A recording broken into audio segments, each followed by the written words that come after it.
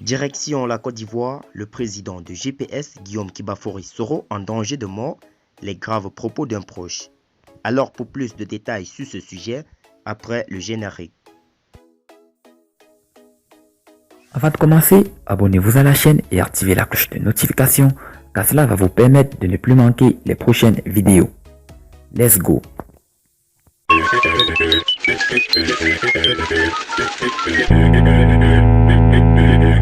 Guillaume Soro n'est plus en odeur de sainteté avec Alassane Ouattara depuis bien longtemps.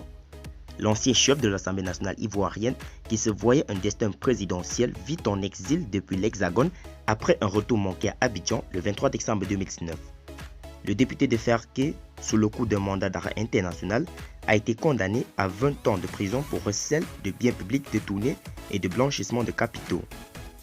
El Hadj Mamadou Traoré, l'un de ses fidèles lieutenants, a livré une information sur un grave danger qui pèserait sur son mentor. Ouattara Guillaume Soro, de l'amour à la haine. Qui aurait pensé qu'Alassane Ouattara et Guillaume Soro auraient pu devenir à ce point ennemis jurés. Le député de Ferké faisait partie du cercle très restreint de l'actuel président ivoirien. L'ancien chef rebelle a d'ailleurs joué un rôle majeur dans l'accession au pouvoir du candidat du RDR, Rassemblement des Républicains en 2010, dans un duel historique entre Alassane Ouattara et Laurent Gbagbo. Le chef de l'État a toujours exprimé sa gratitude envers son fils Guillaume Soro, comme cela a été le cas en juillet 2013 lors des meetings à Ferké, la ville natale de ce dernier. Je voudrais rendre hommage à Guillaume Soro pour le combat qu'il a mené, pour son courage et sa fidélité. Quand nous étions enfermés au Golfe, Guillaume Soro a fait une déclaration émouvante pour dire « Au nom de ma foi chrétienne, je dis que c'est Alassane Ouattara qui a gagné les élections », avait laissé entendre le chef des fils du Rassemblement des oufouettistes pour la démocratie et la paix. Cependant, Guillaume Soro, confortablement installé dans le fauteuil de président de l'Assemblée nationale, va se braquer contre son mentor quand celui-ci demande de rejoindre la grande famille des oufouettistes. L'ex-secrétaire général de la Fédération estudiantine et scolaire de Côte d'Ivoire reste ferme sur sa décision. Le 8 février 2019, le natif de Kofi-Plé n'hésite pas à quitter la tête de l'hémicycle qu'il occupait depuis le 12 mars 2012. Pour la première fois dans l'histoire de la Côte d'Ivoire, un président de l'Assemblée nationale démissionne. Ainsi, la belle page de l'amour entre Alassane Ouattara et Guillaume Soro se tourne. Guillaume Soro doit-il craindre pour sa vie? Depuis le 23 décembre 2019, Guillaume Soro a entamé un exil dans l'Hexagone. Après avoir annoncé sa candidature à l'élection présidentielle du samedi 30 octobre 2020, il avait voulu rentrer en Côte d'Ivoire dans le but de lancer sa campagne électorale.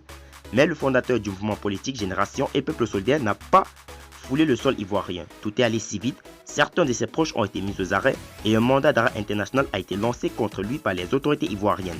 Il était accusé de tentative de déstabilisation de l'État. Dans une interview accordée à Le Monde en octobre 2020, Alassane Ouattara avait fait une sortie fracassante contre son ancien fiole. Pour lui, ce sera la prison. Il n'y a aucun doute là-dessus, il mérite la prison à perpétuité pour ce qu'il a fait, a laissé entendre le président ivoirien. Après les mutineries de 2017, on a retrouvé des tonnes d'armes chez lui, puis nous en avons trouvé au siège de son parti. En quoi un président de l'Assemblée nationale a-t-il besoin d'avoir des lance-roquettes au siège de son parti? Il y avait une organisation en vue d'effectuer un coup d'État, a enfoncé Alassane Ouattara. Quelques mois après ces propos du patron du Rassemblement des oufouettistes pour la démocratie et la paix, El Hadj Mamadou Traoré a fait une révélation troublante. Selon ce cadre de GPS, la vie de son mentor serait menacée. Dans une publication sur sa page Facebook, il a dévoilé que les tueurs et les barbouzes ont été mis aux trousses de Guillaume Kibafori Soro. Il fallait également faire en sorte qu'il ne participe à aucune élection en Côte d'Ivoire et le pousser à l'exil. Non content de cela, il fallait mettre ses lieutenants et frères de sang en prison afin de lui casser le moral.